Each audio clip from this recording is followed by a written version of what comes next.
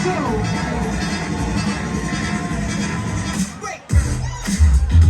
guys, Tyler here. Welcome back to my channel. I am back in Mammoth Lakes. It is snowy, it is icy, it is currently 17 degrees Fahrenheit, so I thought it'd be a good time to talk to you about some tips that I have for traveling in snow and ice with this vehicle. Hopefully it makes your trip a little easier. If this video helps you out, give it a thumbs up and please consider subscribing to my channel. Okay guys, my first tip is to disable the auto folding and unfolding side mirror feature. Although I like this feature and normally use it, it does not perform well in very cold conditions. Just leave the mirrors out. To disable the mirrors, go to Settings, then tap Vehicle and Access. Then scroll down and deselect the auto folding and unfolding mirror options.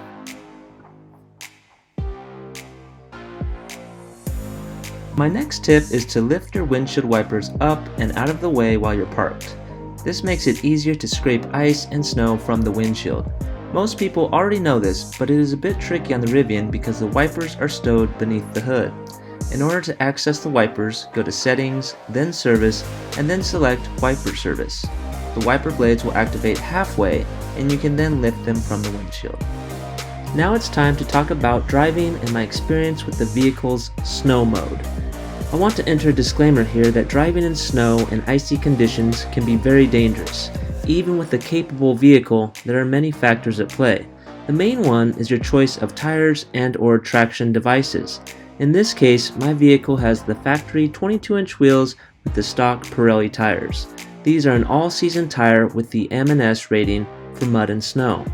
Although the M&S rating will allow a 4x4 vehicle like the Rivian to clear chain control, California law still requires you to have chains or cables with you.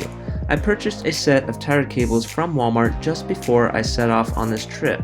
I didn't put them on, but there were times when the road was very icy. In hindsight, I probably should have put them on because it's better to be safe than sorry.